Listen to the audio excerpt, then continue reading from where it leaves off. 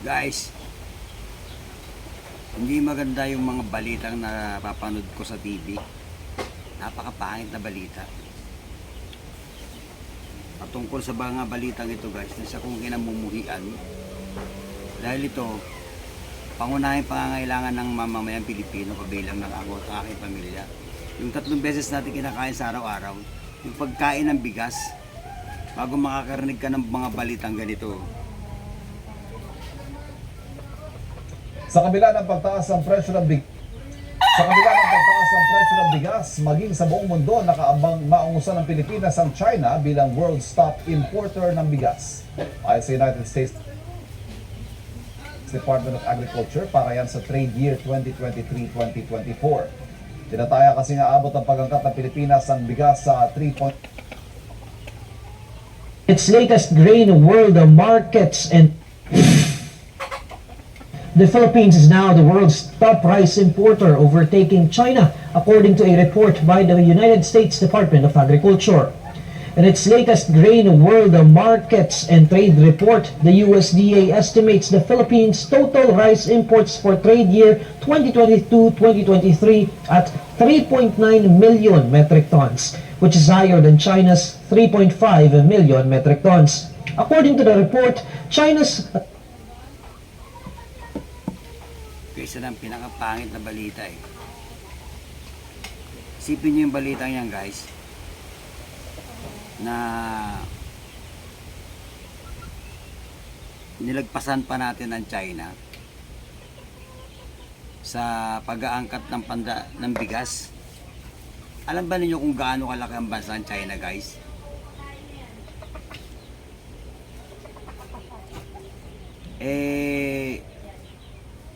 Ganun siya kalaki oh.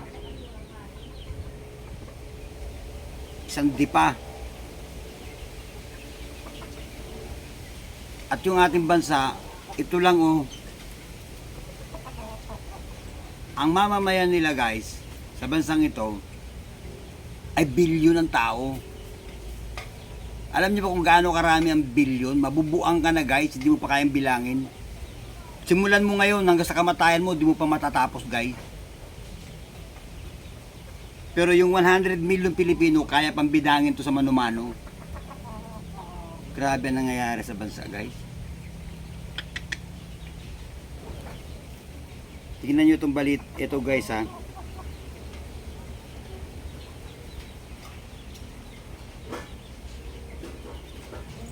Ano rin nyo mabuti yan guys, yung litratong yan, yan ay balita. Na noong pang panahon 1972.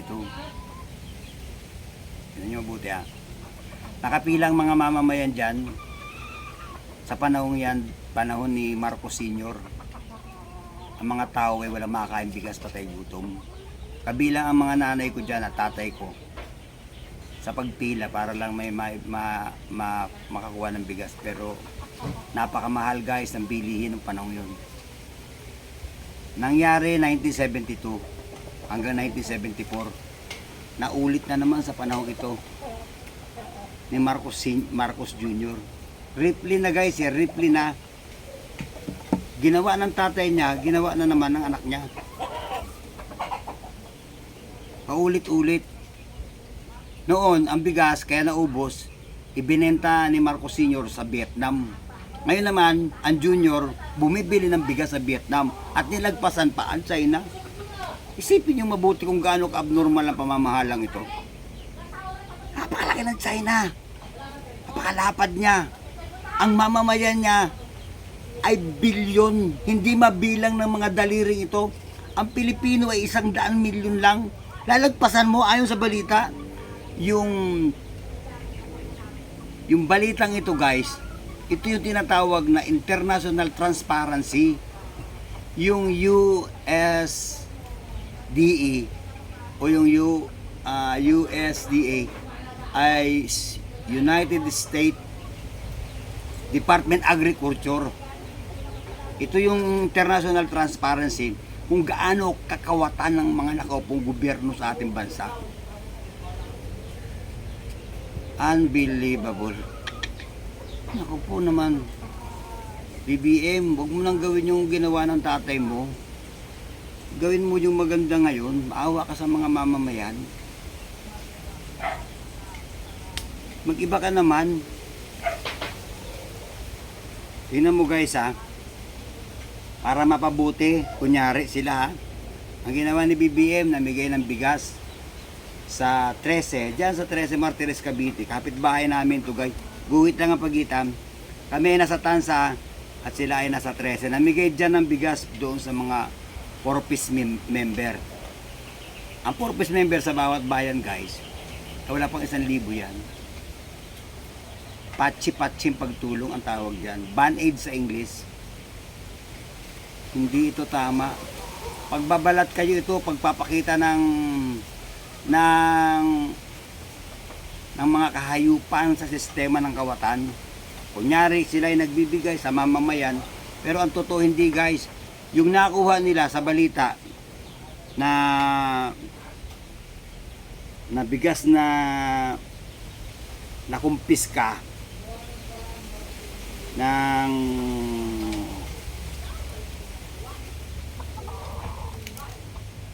tingnan nyo itong balitang ito ha.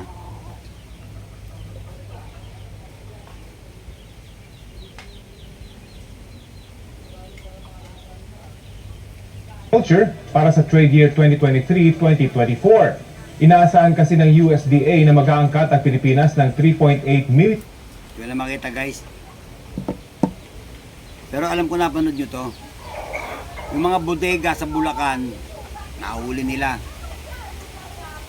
Yung mga bigasan at libo-libo ito tuloy-tuloy nada. Bilyon ang halaga nito, bilyon peso. Kung ipapakain nila ito sa mamamayang Pilipino, sobra-sobra guys. Sa loob ng 1 taon kaya tayo pakainin. Dami ng bigas na to. Pero anong ginawa ni BBM? Nagbigay lang siya ng 10%. 10% lang ang ibinigay niya doon sa mga nakumpiska, wala pa nga. Sa Mindanao, parang sa Surigao lang ata. Bago ilang bayan sa Luzon, sa Bisaya ata. Ewan ko saan. At saka ang binibigyan lang nila guys, yung kapartido nila sa politika. Kumukha dito sa amin, ang mayor namin dito, Pinklawan daw ito eh. Pinklawan, kaya hindi binigyan. Alam niyo naman ang kapartido, ang kalaban sa politika. Napakamali guys. Bong mali itong ginagawa mo. Ang mga tao ngayon sa panahon ito ay aral na. Yung ginagawa mo ay ano yan eh, senaryo, pagpapalabas na ikaw ay mabuti. Alam mo ba Bong, alam bilang na ng mamamayan katulad ko, dahil sa internet natututo ang tao. Ang munisipyo sa ating bansa, municipal city mayors, ay merong 148 ayon kay Google ha. At ang gobernador sa buong bansa, ayon din to kay Google ha, ay 81. At ang district o yung mga kongresista ay 253. At meron tayong 42,000 barangays sa buong bansa. Sa makatuwid bilang na naming mga mamamayan, ang binigyan mo lang ng tulong, wala pang 10% ang nakatanggap ayon kay Google. Nagawa mo naman ako tanga eh. Katulad din ako ni Jokno, marunong din sa mathematics. Kaya lang, hindi ako gumagamit ng manual. High-tech na, AI na ngayon Bong. Huwag na yan. Gumawa ka ng tama, baguhin mo na. Makusensya ka na sa mamamayan. Kaawa-awa taong bayan eh. Yung ginawa ng iyong amo, huwag mo nang gawin ngayon. Nirepli na. Baguhin mo. Guys, meron isang kanta. Itong kantang ito guys, ay napakatandang kanta. Metric tons ng bigas. Nais kong iparinig sa inyo, napatutunayan ko sa inyo, na nangyari noong dekada 70, ngayon ay inuulit ng anak ni Marcos.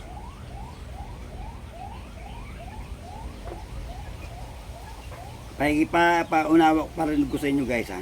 Ito'y napakatandang kanta na.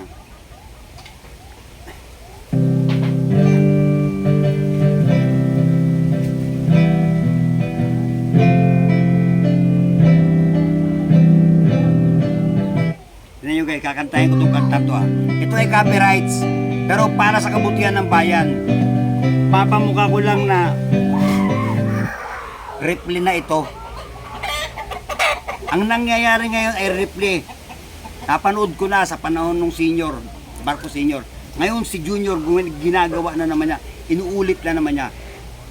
Pangit lang ang boses ko guys, pang vlog lang talaga. Pero yung mensahe ng kanta pakinggan nyo.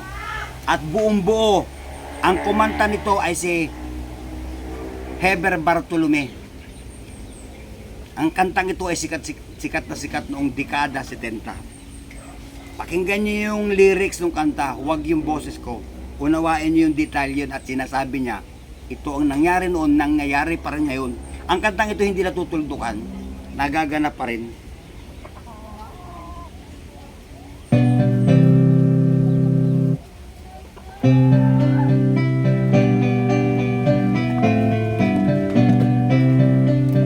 Sound test. Pagkat ako'y karaniwang tao, may simpleng trabaho, katamtamang sweldo, walang bahay at lupa, o kotseng magara, na meron sila, ako'y wala.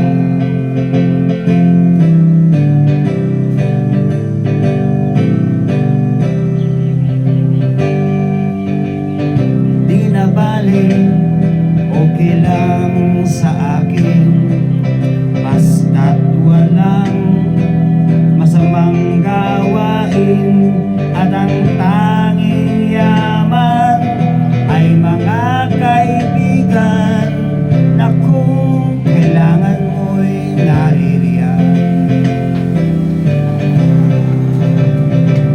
Darating din sa akin ang swerte, yan lang ang aking pinakahihintay. Kung dumarating ang pagod, ang konting pahingay, kinakailangan upang bukas ay magpatuloy. Ngunit lalong bayan ko'y naghihirap, halaga ng piso ay lalong bumagsak, at ang mga bilihin tumaas ang presyo. Ngayon kulang na ang sweldo ko. Darating din sa akin ang swerte, kailan kaya, kailan pa, kailan pa. Kung dumarating ang pagod, wala na akong oras upang magpahinga. Ngunit kailangan ipagpatuloy.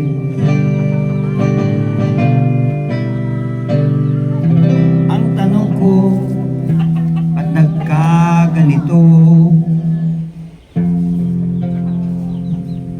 Sobrang trabaho, di sapat ang sweldo, walang bahay at lupa, sa sariling bansa. Bakit meron ang mga Chino sa ilang kong panga?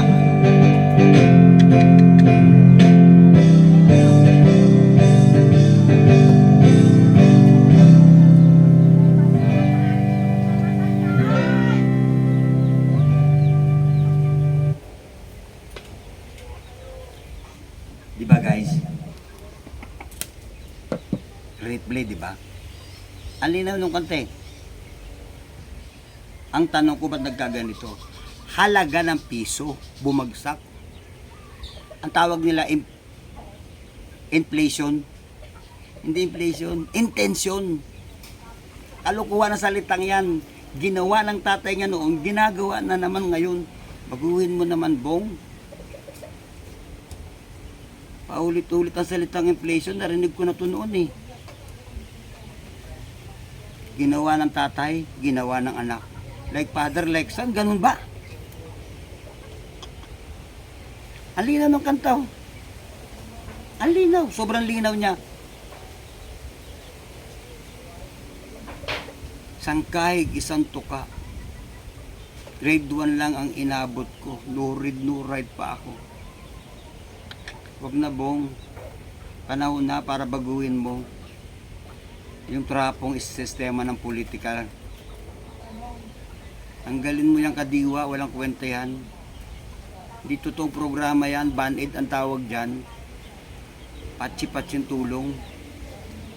Gara palang halata na masyado eh. Bago makakapanood ka ng balita, ang mga confidential pa ng mga politiko sobra. Hindi pala dinadaan sa audit ng mga COA. Kung walang kawatan sa bansa natin, Bong, walang kahirapang mararamdaman ng Pilipino. Lahat ng Pilipino magpupuri sa Diyos at magsasabing napakabuti ng presidente ito. Dapat ganun ang binibitiwang salita ng mamamayan. Hindi yung galit at pagkamuhi dito sa isip. Burahin mo yan, Bong. Pamukha mo sa mamamayang Pilipino na may mabuti kang puso. Ang dami nang nahuli sa mga smuggle. Ang dami nang nahuling mga rice carter, rice holder. Pero walang nakukulong. Kawat sa mga confidential fund. Baguhin mo na. Gumawa ka ng mabuti para sa kapwa mo Pilipino. Magandang araw sa inyo, guys. Ako si Jesse Boy at ito ang kawatan kong daigdig.